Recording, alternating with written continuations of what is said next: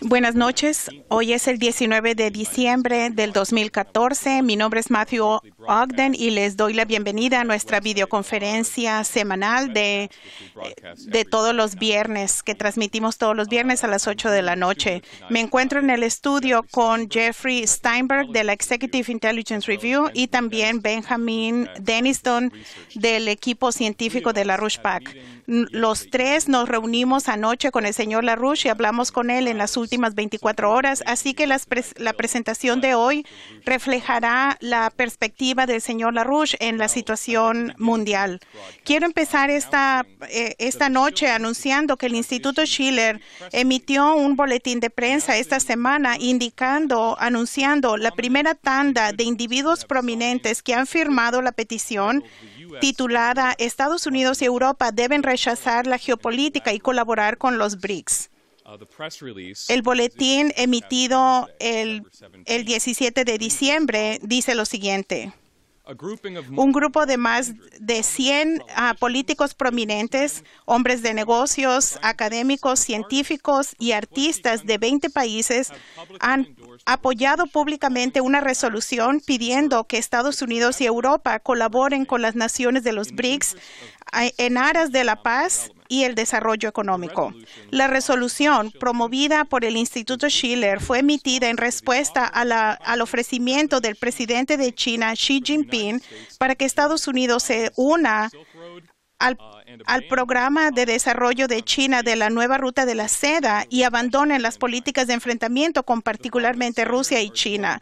Los firmantes prominentes se unen, están acompañados por más de 1,000 ciudadanos de estas y otras naciones que urgen que sus gobiernos abandonen las políticas de enfrentamiento y colaboren con los países BRICS basado en el principio de Westfalia del beneficio del otro.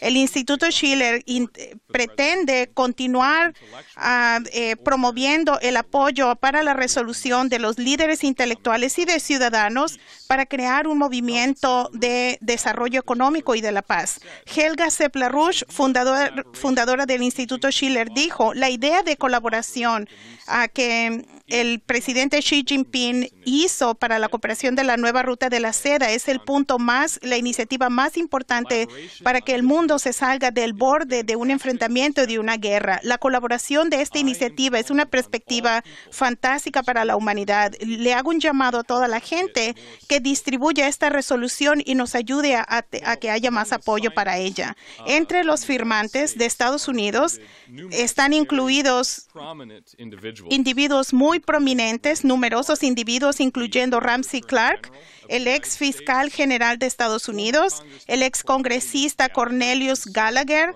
quien fue congresista del 59 al 73, representando al estado de Nueva Jersey, y el doctor Edward Lozansky, presidente y fundador de la Universidad Americana en Moscú, y también el presidente del Foro Mundial Ruso, Nomi Prince, que es autor de un libro que se llama Todos los banqueros de los presidentes, el doctor Fred Dahlmeier, profesor de teoría política y de la Universidad de Notre Dame y copresidente del Foro Público Mundial, y también muchos sindicalistas, hombres de negocios, diplomáticos, políticos y de organizaciones culturales que son muy numerosos para nombrar aquí. Internacionalmente hay también personas que firmaron muy prominentes de Ucrania, Rusia, Francia, Suecia, España, Eslovaquia, Austria, Paraguay, Guinea,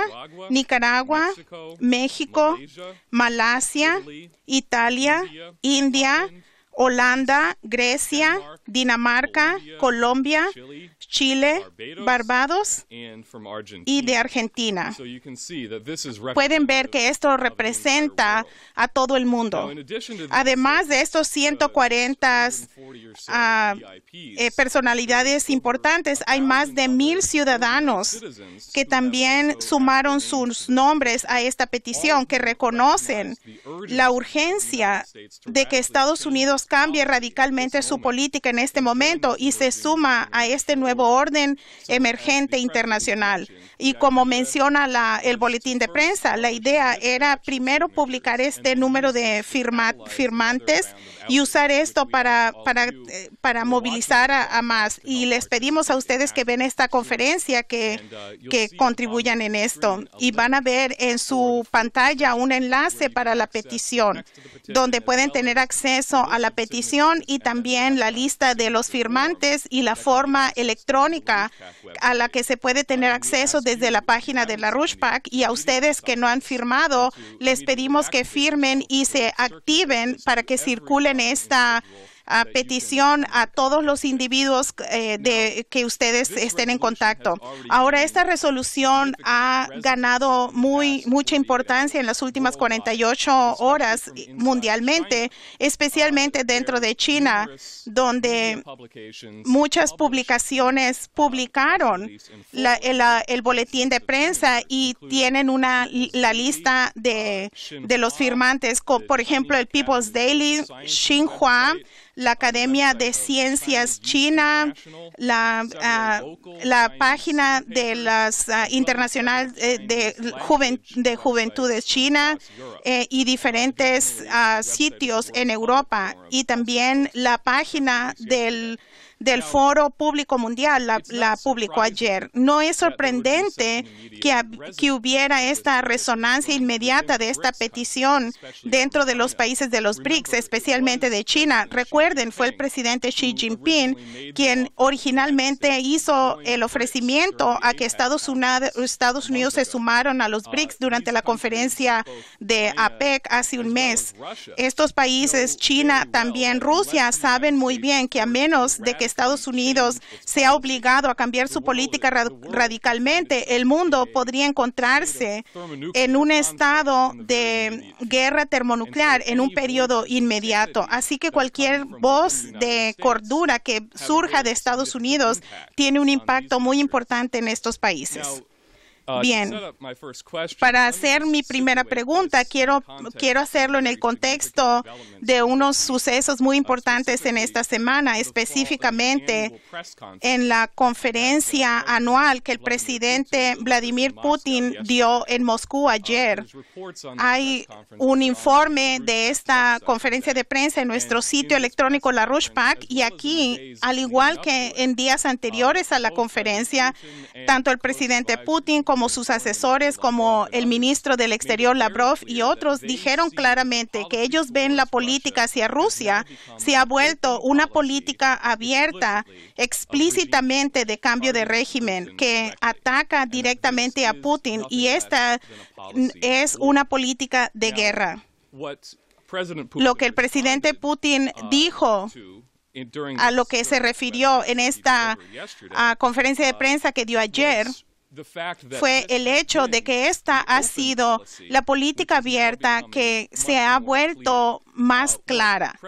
Lo que el presidente Putin hizo referencia fue la política que se implementó inmediatamente después de la caída del muro de Berlín, de acorralar a Rusia, de que la OTAN se extendiera hacia las fronteras con Rusia y crear nuevos muros, incluyendo la guerra virtual del sistema de defensa antibalístico, y explícitamente apoyar y financiar al terrorismo en la frontera de Rusia y dentro del territorio ruso para desestabilizar al país. Aquí tenemos una cita de la conferencia de Putin.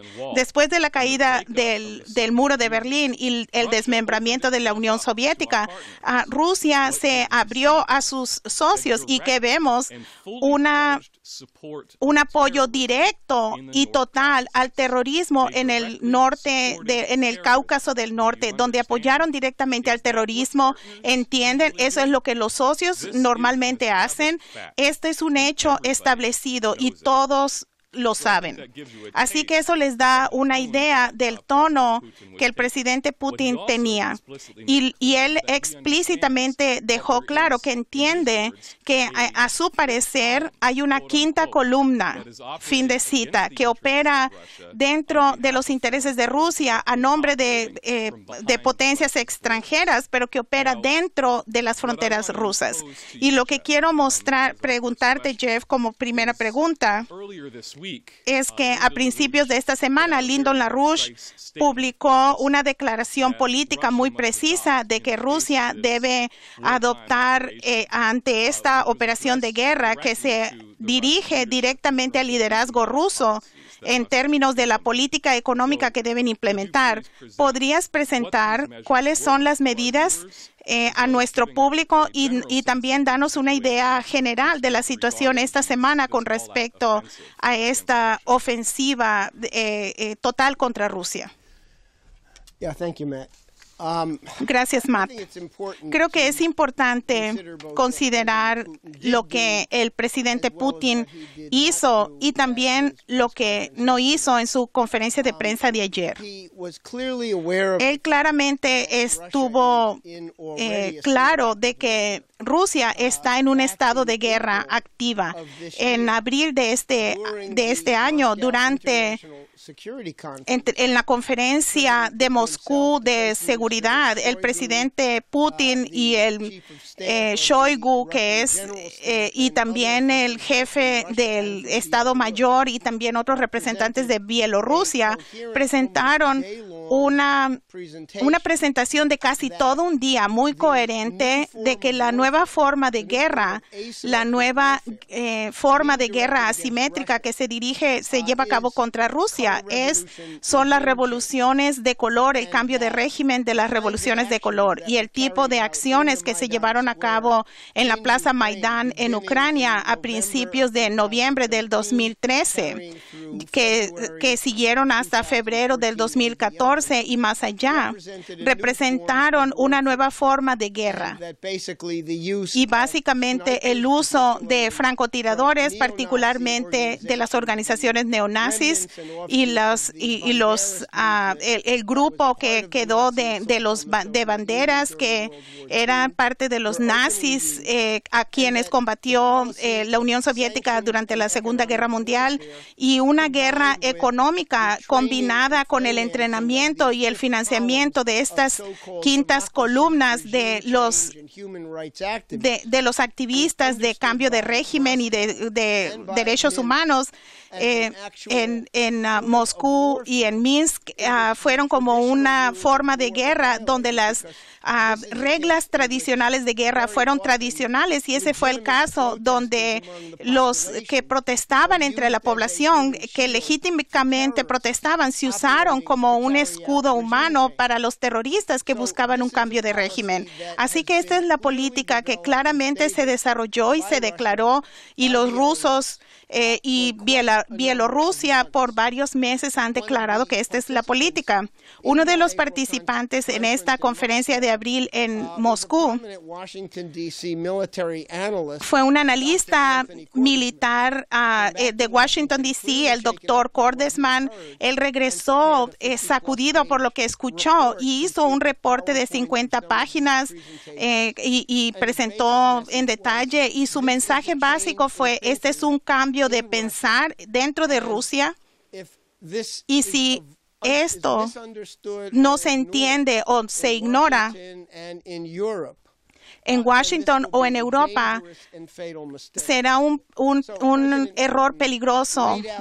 Y así que el presidente Putin presentó claramente no solo el que las acciones actuales de sanciones contra Rusia no tienen nada que ver con Crimea, no tienen nada que ver con los sucesos del último año, pero son parte de una estrategia de largo plazo de cambio de régimen para tumbar al gobierno de Putin, para desmembrar a Rusia. Y él hizo cita de que hay gente que que cuestionan el derecho de Rusia de tener control sobre Siberia, que históricamente es una necedad el que no tenga el control de Siberia. Y ese es el ambiente en el cual el presidente Putin abordó a 1,200 o más periodistas rusos y extranjeros por un periodo de más de 3 horas. 2 días antes de esta, el señor LaRouche dijo que Rusia estaba bajo un ataque combinado entre las políticas de sanciones, entre el hecho de que Arabia Saudita, a nombre del Occidente, conducía una guerra de petróleo contra Rusia, contra Irán y contra un número de otros países. Básicamente, Arabia Saudita ha reducido el precio del petróleo de mucho menor al costo que debería de tener y para la mayoría de las zonas que producen petróleo. Y a principios de esta semana se podía comprar un barril de petróleo crudo en los mercados a menos de $40 y hace poco era $114. Y para Rusia, que es un principal exportador de petróleo y de gas, es el principal blanco. Así que hay sanciones que no tenían mucho efecto en Rusia, pero ahora combinados con este ataque a través de reducir el precio del petróleo artificialmente, ha creado las condiciones donde la guerra económica se lleva a cabo. Bajo estas condiciones y bajo condiciones similares que hay en Asia durante finales de los 90, donde algunos de los mismos especuladores del Occidente en ese momento, encabezados por George Soros, llevaron a cabo una guerra de tipos de cambio contra Malasia, una guerra económica contra Malasia. En ese momento, el dirigente de Malasia, Mahathir Mohamad, impuso control de capital y control de cambios y detuvo la posibilidad de que los especuladores entraran y compraran su moneda y que entraran a sus bolsas de valores y que se salieran repentinamente para crear un caos total y que se redujera el valor de la moneda y crearan una gran crisis social. Así que las medidas que tomó Mahathir Mohamad en 1998, el método de Malasia, es el principio universal, que si se quiere evitar que haya una devaluación especulativa de la moneda que viene de fuentes extranjeras o por elementos internos de quinta columna, entonces hay que imponer control de capital y control de tipos de cambio. Y esto significa que el flujo libre de efectivo de una moneda hacia otra entre las fronteras se limita. Obviamente, el comercio mundial, que es una parte crítica de la economía internacional, hay ciertas transacciones que son transacciones legítimas que deben suceder.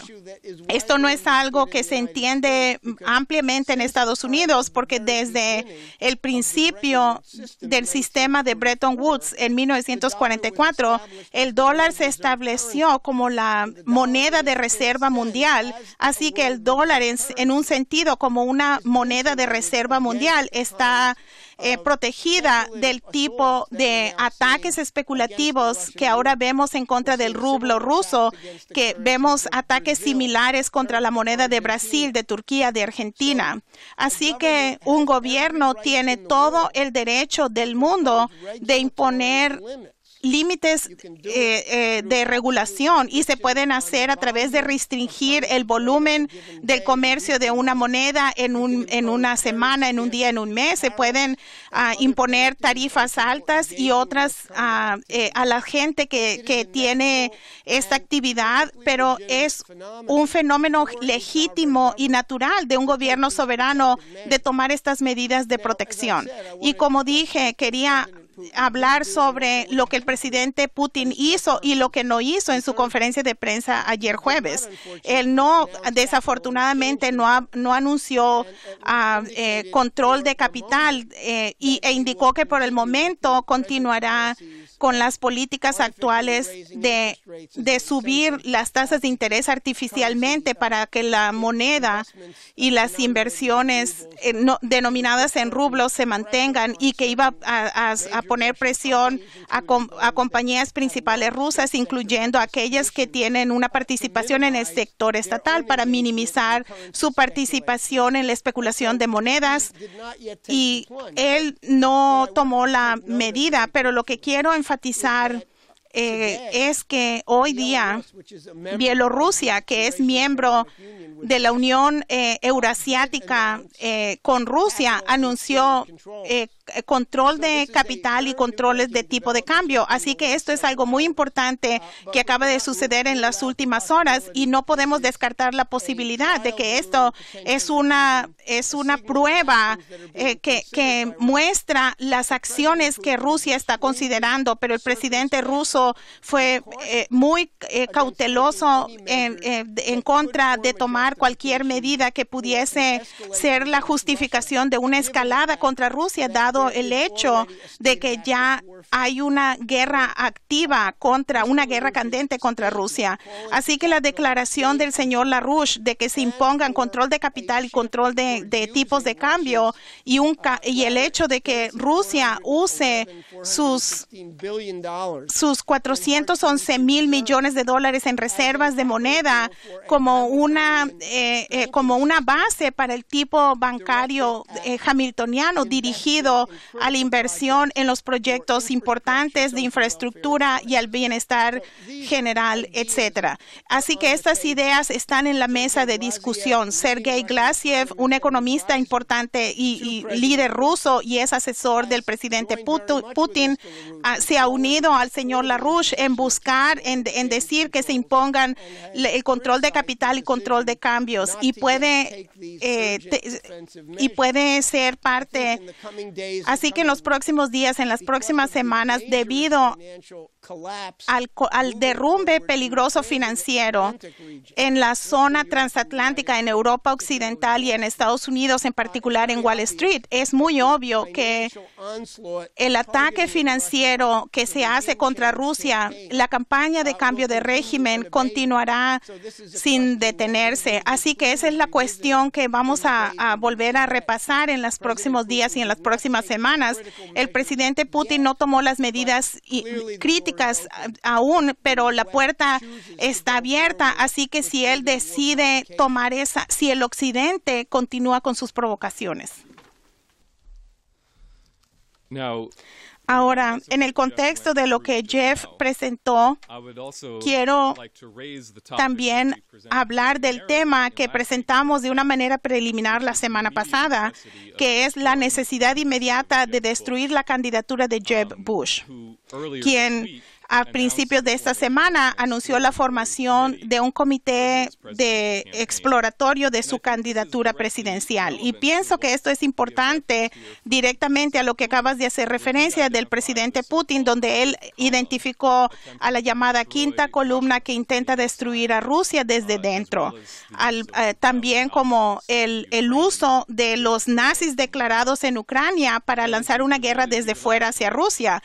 Pero la semana pasada, lo que Jeb Bush y toda la familia de los Bush representa es la quinta columna original aquí en Estados Unidos. Literalmente, Prescott Bush fue entre aquellos que en Wall Street no solo financiaron el ascenso de Hitler y Mussolini en Europa, que se desplegaron de paso para lanzar una guerra contra Rusia en ese momento, pero también promovieron el ascenso del movimiento fascista aquí en Estados Unidos, que querían usar estos movimientos para hacer un cambio de régimen contra el presidente Franklin Roosevelt, como en el caso del golpe que Smedley Butler denunció.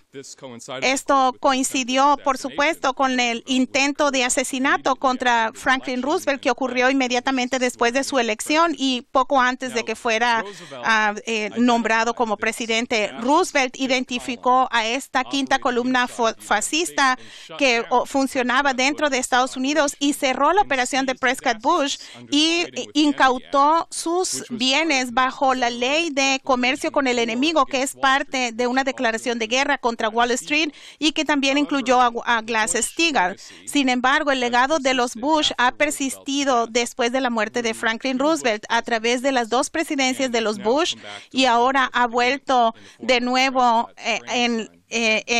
a través de el nieto de Prescott, que es Jeb. Sé que tú has personalmente participado en esta guerra contra los Bush y sé que nuestro público quisieran saber cómo podemos asegurarnos de que ningún Bush se le permita cerca de la Casa Blanca nunca jamás.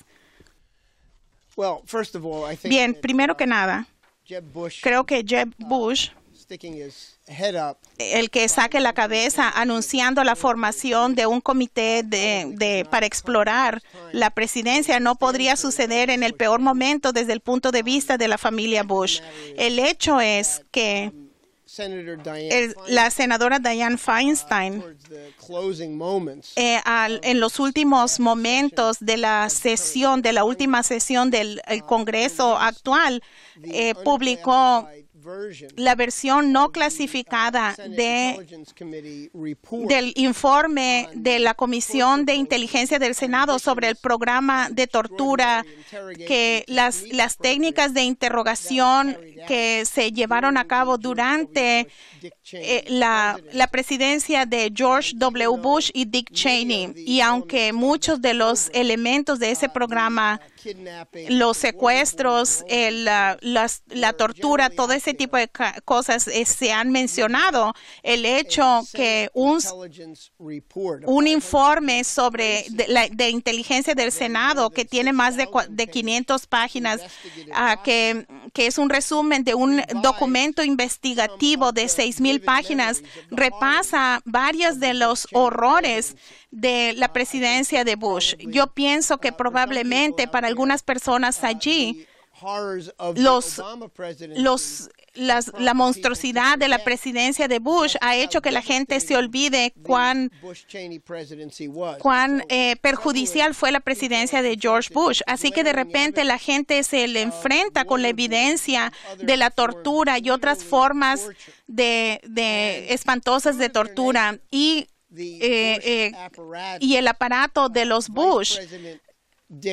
El vicepresidente Cheney, que fue exdirector de la CIA en ese momento, el general Hagen, Alberto González, quien fue el consejero general de la Casa Blanca y después fiscal general bajo Bush, todos en las últimas 2 semanas defendieron agresivamente estas acciones criminales, estos crímenes de Nuremberg que no se pueden defender, que llevaron a cabo los miembros de la comunidad de inteligencia, como nos enteramos y han salido más detalles. Y mucha gente en la comunidad de inteligencia no quisieron participar.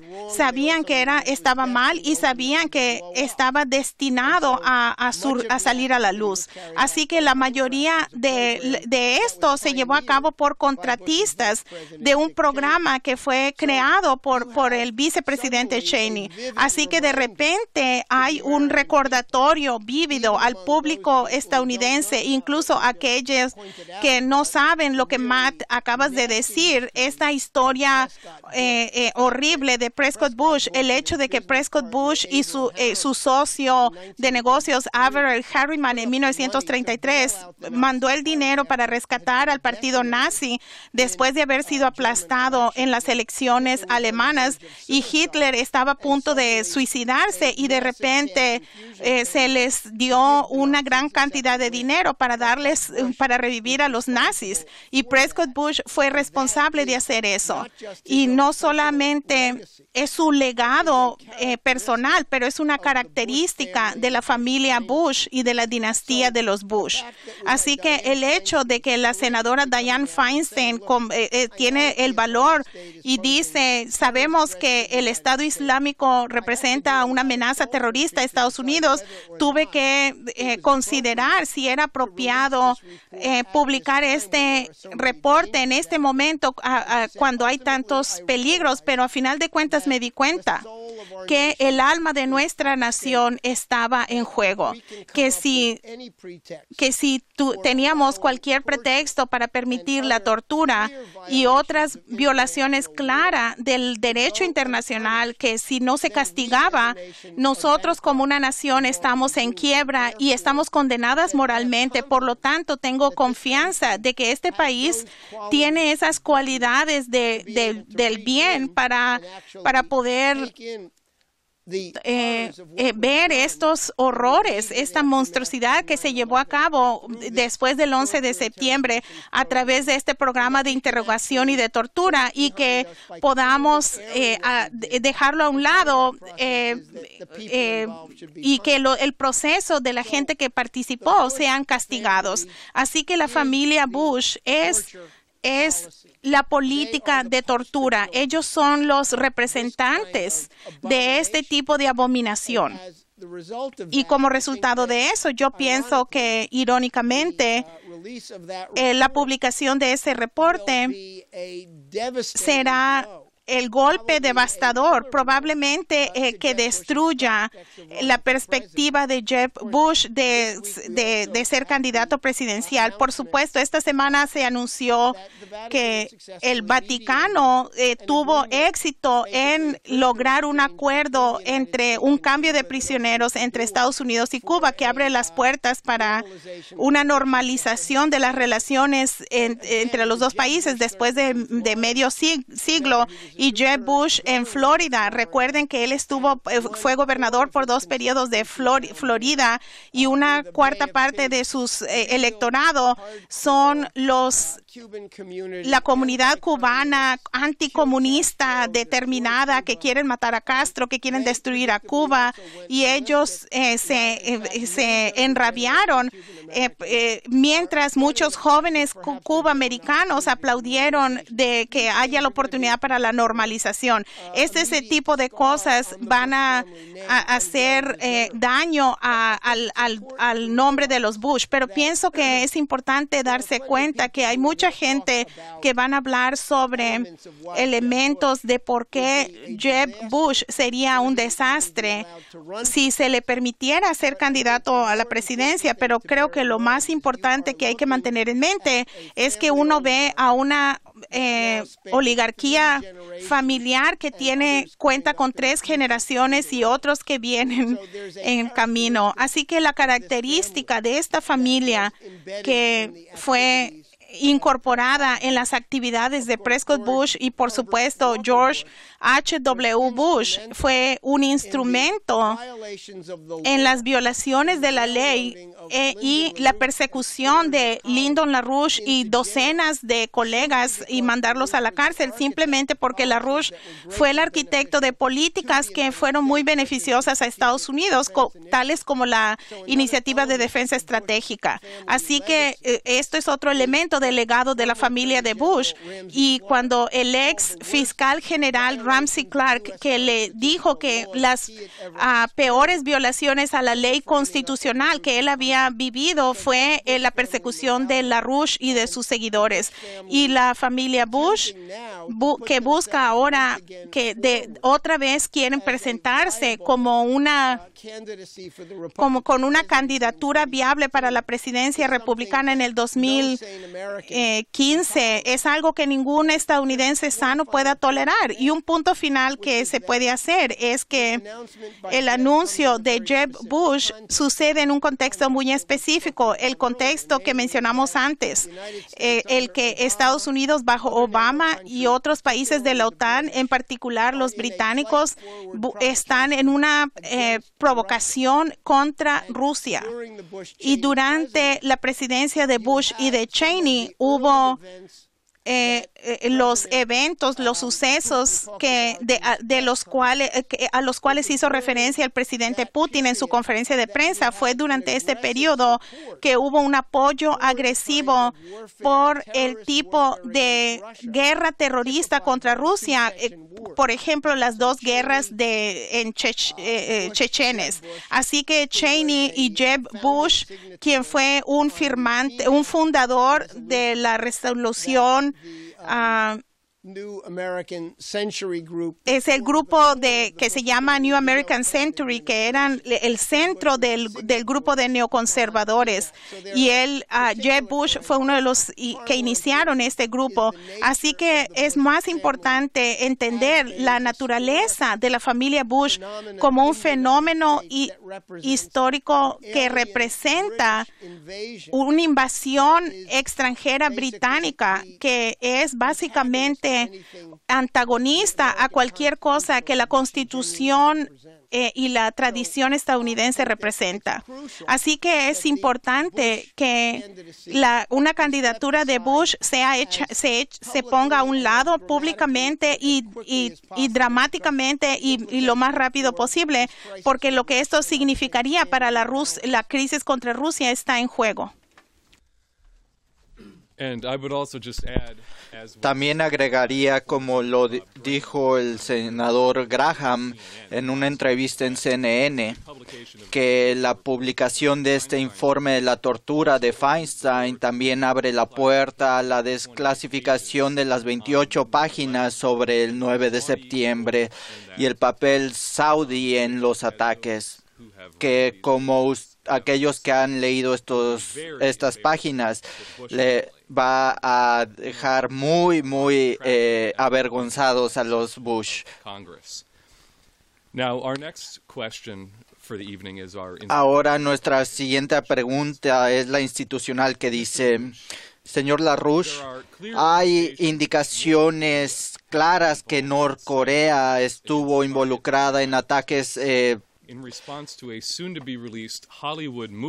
cibernéticos contra los Estados Unidos en respuesta a una película de Hollywood que hablaba de un asesinato de Kim Jong-un. Estos han incluido amenazas terroristas a los teatros que mostraran la película y comunicaciones con el Departamento de Estado. ¿Cómo debemos responder en su visión a este tipo de guerra cibernética? Creo que tenemos ahora parece que ya no va a salir esta película y que esta película se le pospone indefinidamente. Miren, hay muchas citas, hay muchos temas que se relacionan con X o Y historias que salen en todos los periódicos, pero en realidad no ven lo que está sucediendo en el mundo en realidad. Entonces, en vez de tomar este tema y este otro tema y este otro tema, ¿qué está sucediendo en realidad? Ahora, solamente para esta película de la entrevista de Sony Columbia, este incidente, en realidad esto no está sin relación con el peligro de guerra del que estamos hablando, junto con otros documentos de Sony internos que sacaron a la luz los hackers. Alguna información que salió es que este era un proyecto del gobierno de Obama. Funcionarios de Obama, incluyendo el secretario de Estado para el Asia-Pacífico, Daniel Russell, Se les consultó acerca de la película y se les preguntó si la escena final de la película, en donde el presidente de Corea del Norte se le asesina y le explota la cabeza, si era una escena apropiada o no, y el gobierno, el experto en derechos humanos, se le consultó se les consultó sobre todo esto. Así que regresemos un punto, y en el contexto de lo que estamos hablando, guerra con Rusia, guerra con China, ¿en realidad es una película de Hollywood o es una pieza propagandística dirigida a atacar una situación muy frágil en el norte de Asia? No es muy complicado provocar al gobierno de Norcorea. Hay que preguntarnos entonces por qué funcionarios dentro de la administración participaron en algo así, sabiendo perfectamente que estás jugando con fuego. Norcorea ha desarrollado la capacidad para armas nucleares. No sé personalmente qué tan buena sea su capacidad, pero es una situación ciertamente que deja a muchos diplomáticos aquí en China y en muchas partes sin sueño, les roba el sueño. ¿Por qué cualquier persona sana haría algo así? Estamos en una era digital, en la guerra cibernética. Este tipo de cosas van a suceder porque tenemos un arsenal que se expande de guerra irregular, las sanciones, la guerra del petróleo, el cambio de régimen, el proyecto democracia y cosas así que hemos estado discutiendo en todas son formas no de guerra fría, sino provocaciones de guerra, en verdad. Todo esto ha estado sucediendo, y en estas circunstancias, sí, claro, había cosas de cómo vamos a lidiar con los ciberataques, con asuntos comerciales, todo el archivo, todos los de las películas que no han salido. Hay gente que en todo el mundo que ahora está bajando las películas. Pero lo que en verdad es importante es por qué cualquier gobierno le daría credibilidad y darle a las películas de Sony: no hagas esto, estamos en una situación de mucho cuidado.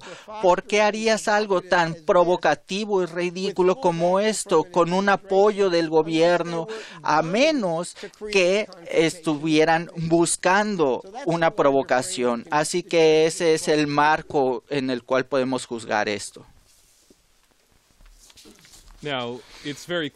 Ahora es claro de lo que hemos visto que los británicos y Obama han aumentado agresivamente su ataque contra Rusia en la semana pasada, pero como LaRouche advirtió, esto viene desde una posición de debilidad y desesperación. Esta desesperación se expresa la semana pasada cuando tanto Obama como Jamie Dimon se unieron en una conferencia de prensa contra el Congreso para forzar la sección 716 del Dodd-Frank.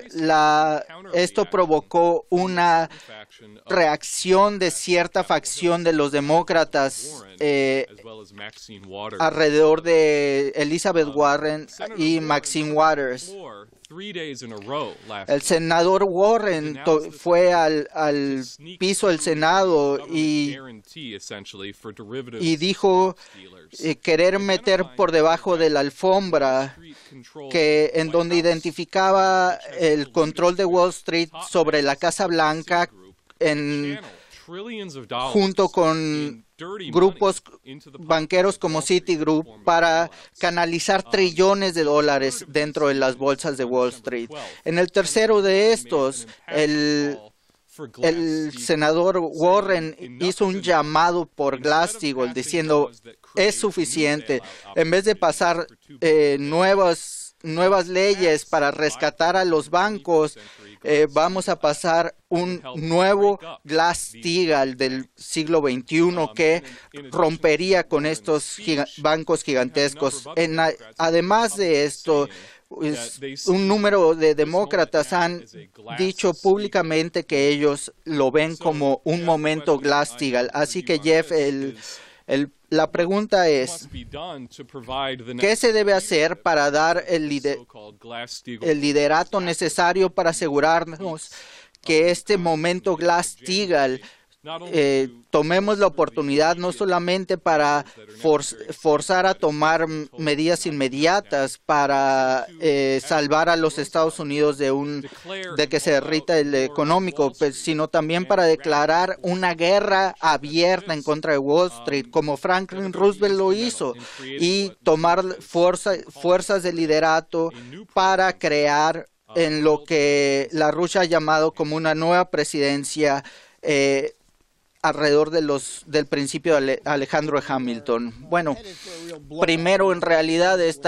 todo está a punto de explotar en la región transatlántico, y es muy notable que el tiempo de esta intervención del presidente Obama y Jamie Dimon llegaron al mismo tiempo en que la guerra del petróleo saudí está destruyendo todo, en especial en Wall Street.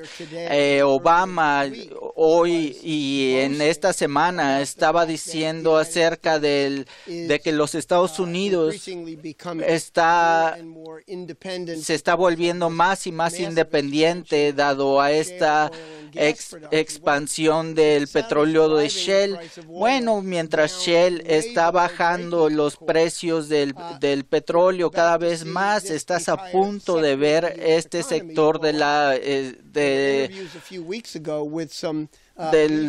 está a punto de explotar este sector. Shell y otros productores de petróleo ahorita estamos bien, porque ya vendimos varios años y eso lo hicimos antes del colapso, pero Wall Street ahorita está en una bomba de tiempo con contratos futuros del petróleo en el tipo de cosas de esta. Así que ahora que eso se derogó y como un rescate de Wall Street, estos instrumentos que ahora están a punto de implosionar en Europa, las consecuencias de las sanciones sobre Rusia agregadas a la guerra del petróleo en busca de la destrucción del rublo. ¿Cuántos bancos europeos tienen gran exposición en el comercio del rublo? Ya tenemos en 1998 la reorganización de la deuda que casi explota toda la economía con el Long Term Capital Management cuando tronó. Estamos frente a una destrucción completa del sistema existente y ahora hemos llegado al punto de quiebra política. Como hemos indicado, no solamente la reacción de la semana pasada, los demócratas progresivos tienden a tomar el liderato, pero ahora todos los republicanos anti-Wall Street, todos los del partido del T republicanos, todos están alrededor de la misma idea, que es una explosión política y una alineación política en dirección de va a llegar a un punto de uno de dos, una explosión muchísimo más grande del rescate que vimos en 2008-2009 o Glass-Steagall. Así que el primer paso necesario es que hay que imponer Glass-Steagall. En cierto sentido, con el Glass-Steagall original de Franklin Roosevelt, que había un sistema de 2 pisos. El dinero que se depositaba y aseguraba y protegía en los bancos comerciales, ya fueran federales o estatales, se protegía. Y al mismo tiempo, ese dinero se le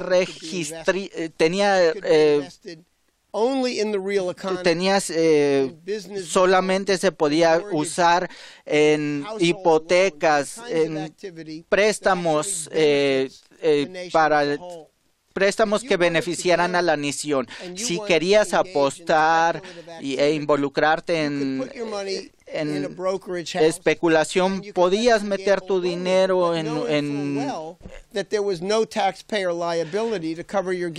otra parte, pero sabías bien que no había dinero de los contribuyentes para apoyar esas apuestas. Así que el Glass-Steagall era un control de cambios interno, de control de capitales internos. Si eras un ciudadano trabajador, metías tu dinero en un banco comercial, sabías que tu dinero estaba asegurado por el gobierno federal y que iba a ir a propósitos productivos y que en ciertos fondos te iba a dar mejores rendimientos.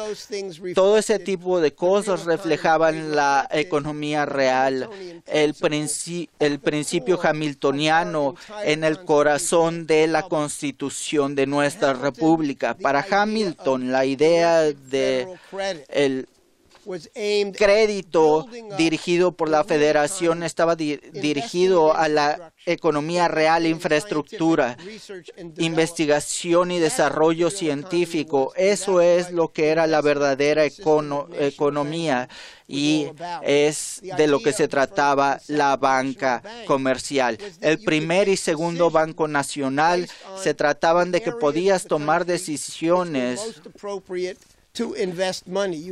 más apropiadas para invertir en grande, no solamente local. Es una sola unión.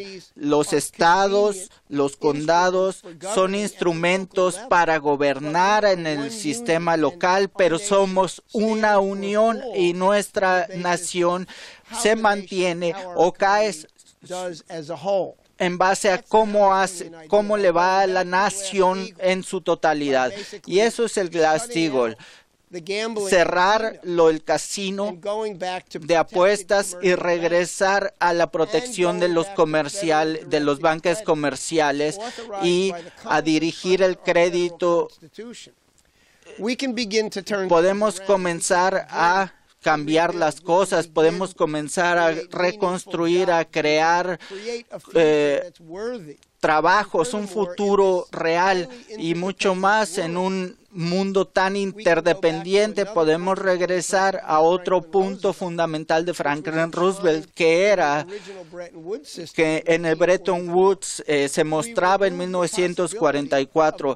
Quitamos la posibilidad de especular sobre la soberanía nacional como en un casino. Regresas a un sistema de cambios fijos y creas las condiciones para proyectos regionales, inversiones a largo plazo, como lo están haciendo el BRICS y estas nuevas instituciones que ellos manejan.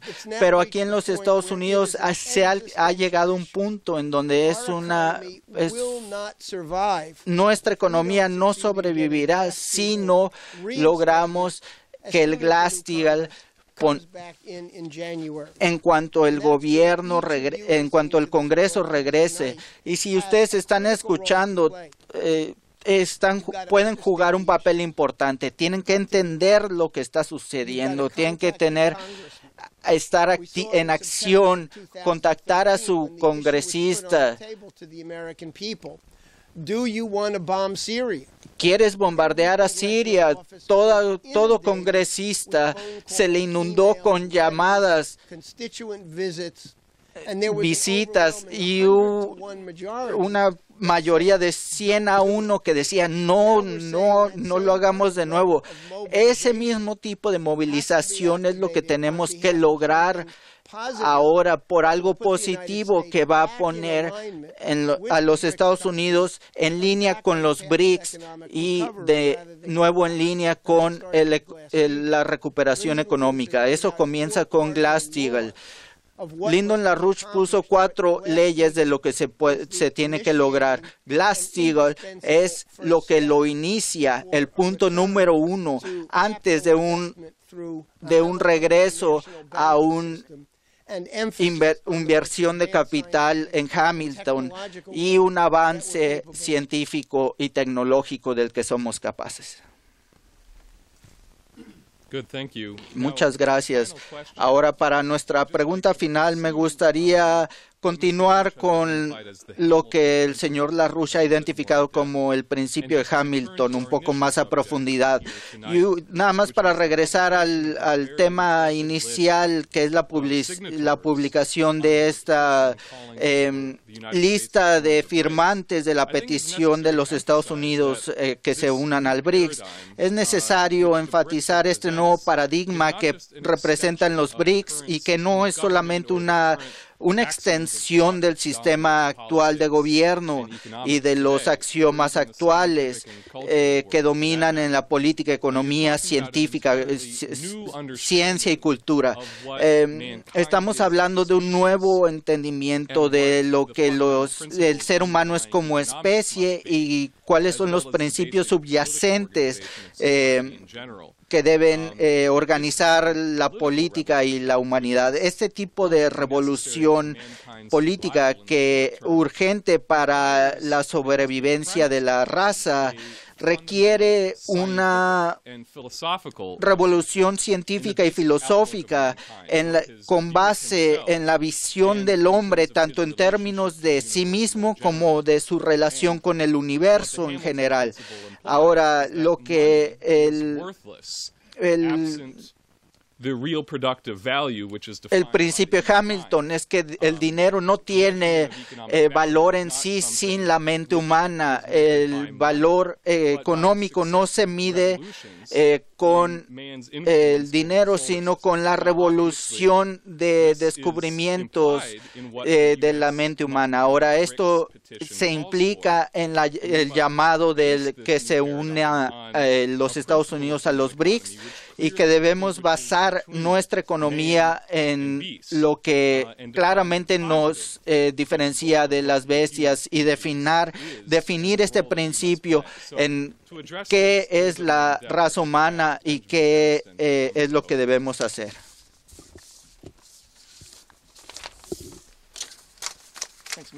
Gracias, Matthew. Me gustaría solo tomar un par de minutos y subrayar esta visión que tiene LaRouche sobre estos temas. Ahora, como dicen, tenemos una situación dramática, pero ahora no solamente se trata de arreglar este sistema actual, sino de crear todo un nuevo panorama para la humanidad basado en el entendimiento científico de la diferencia de los hombres de los animales, junto con lo que Helga LaRouche ha pedido como un nuevo paradigma para la humanidad. Creo que podríamos llamar esto la ciencia detrás de lo que el presidente Xi Jinping ha llamado como la cooperación ganar-ganar.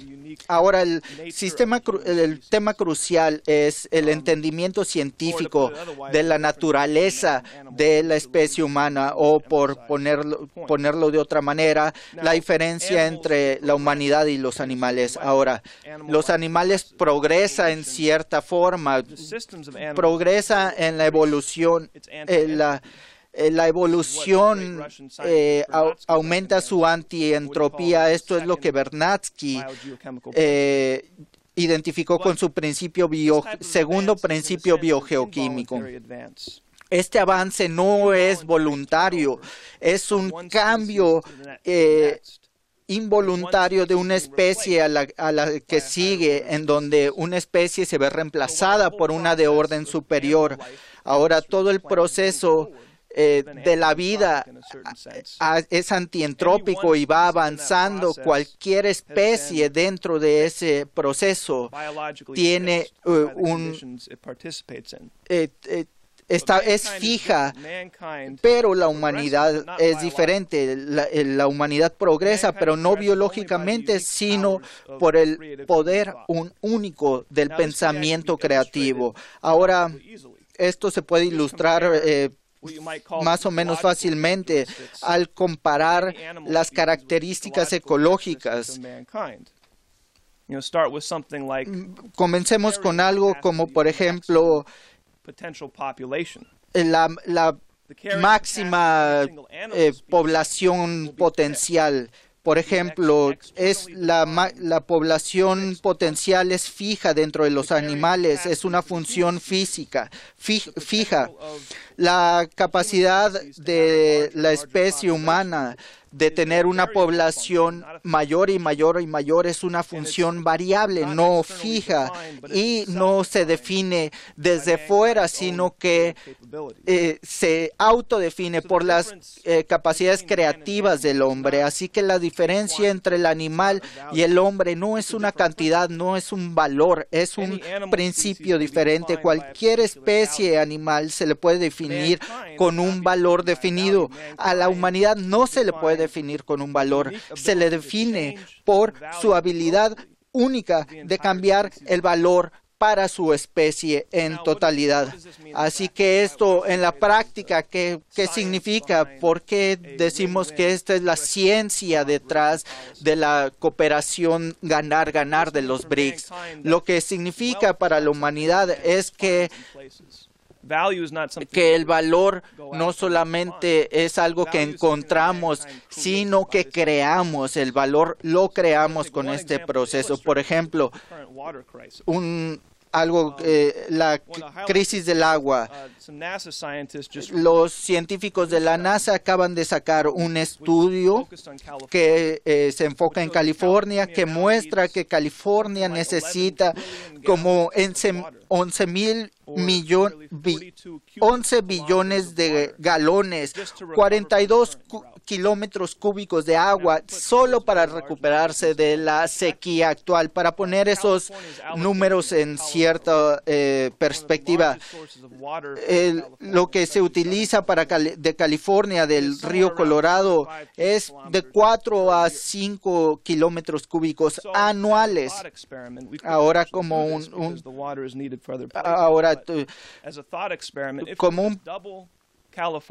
nada más como un ejercicio conceptual. Si nos tomaría más de 8 años solamente si duplicáramos lo que utiliza California del río Colorado, nos tomaría más de 8 años, nada más para que vean la escala de la crisis. No solamente es California, sino es todo el suroeste de los Estados Unidos, y no solamente son los Estados Unidos. China necesita agua, Australia necesita agua, África del Norte, el Medio Oriente, todos necesitan agua. En el periodo venidero se trata del agua. Pero recordemos que estamos hablando de agua, de algo que cubre la mayoría de la superficie del planeta. En realidad no es que falte el agua, sino que hace falta la aplicación de las mejoras creativas de creación de recursos.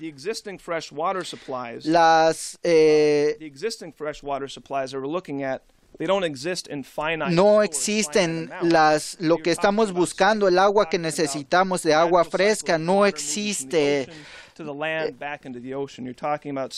Estamos hablando de ciclos de evaporación, precipitación y de nuevo al océano. Todo esto cuyo motor es el sol. Eso define el proceso que estamos haciendo ahorita. No solamente estamos hablando de agua, estamos hablando de la tasa de ciclos. Ahora, para regresar al tema aquí. Para los animales, la tasa de cualquier ciclo regional o local es muy bajo. Si no hay suficiente agua, entonces los animales no pueden existir ahí y entonces la región la toman formas inferiores de vida. Pero para la humanidad es diferente. La humanidad puede controlar y cambiar los ciclos existentes.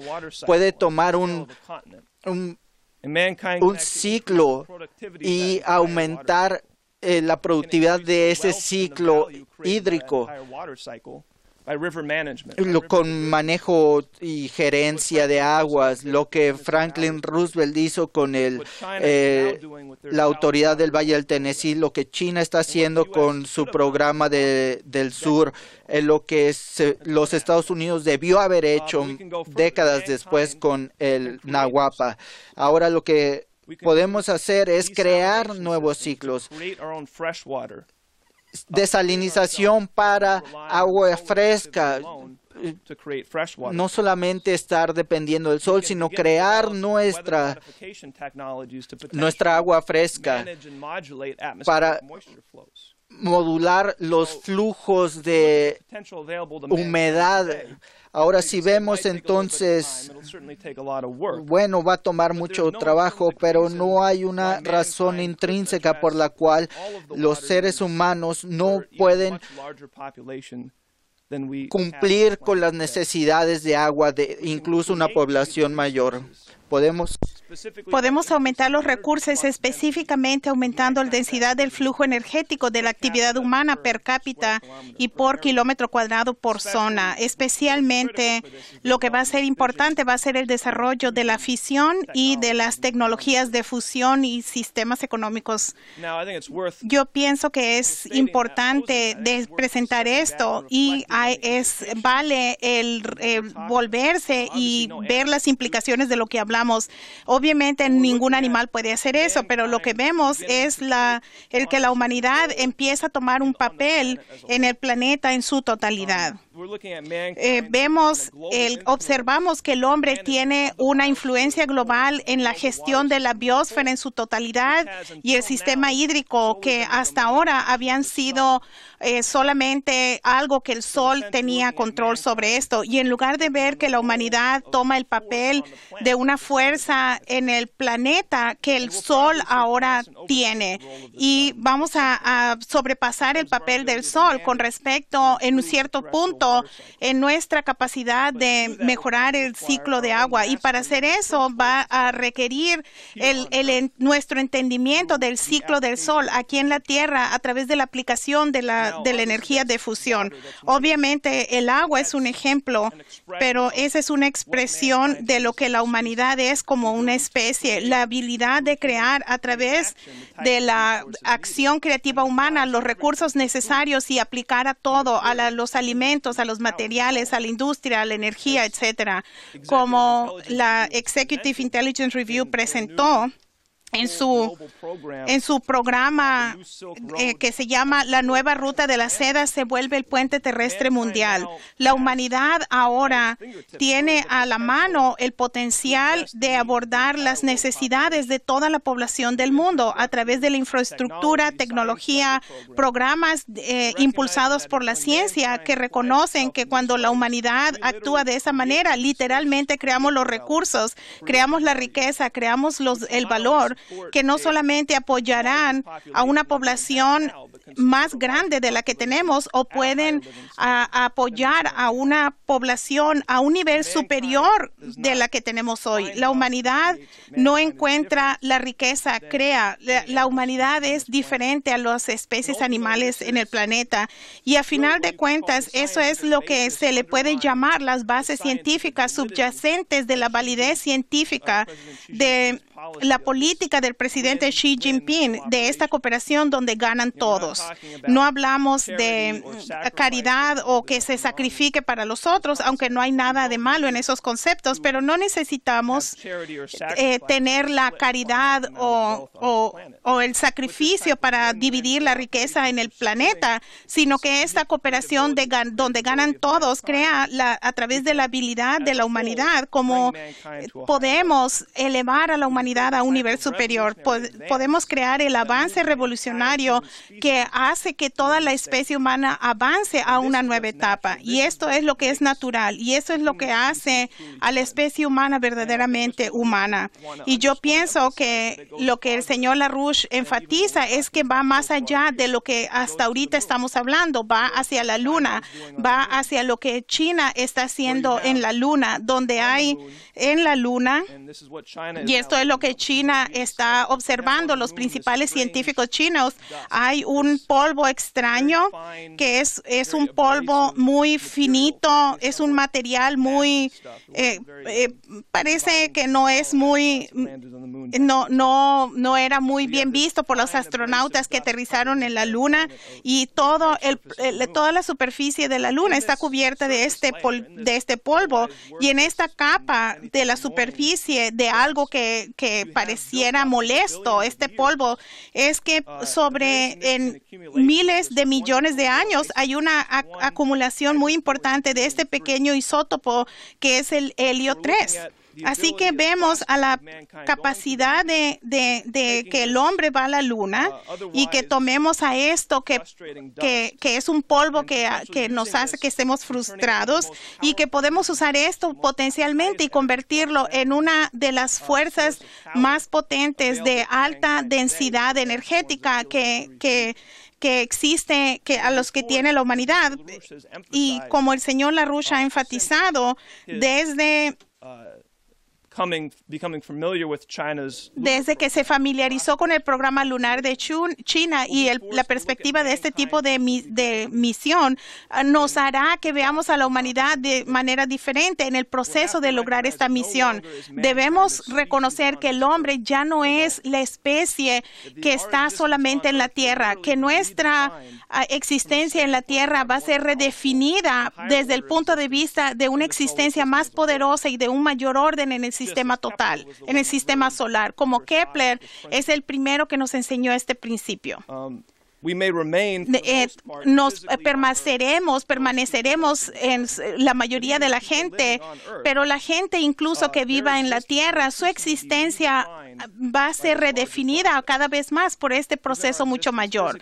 Incluso nuestra existencia en la Tierra va a ser redefinida por el cambio de la relación de la humanidad, no solamente con el planeta, sino con el sistema solar. Y pienso que a final de cuentas, en donde está la humanidad ahora, esa es nuestra fuente de riqueza, de valor, y ese es el potencial en este momento ante nosotros con este concepto de que Estados Unidos se sume a una política donde todos ganan basada en los poderes superiores del hombre, que es diferente de los animales, definido para revolucionar esta relación con el universo. Thank you very much. I'm going to bring a conclusion to our webcast. Muchas gracias. Con esto concluimos la videoconferencia. Quiero darles las gracias a tanto Jeff Steinberg y a Ben Denniston por acompañarme en el estudio, y gracias a todos ustedes que se sintonizaron.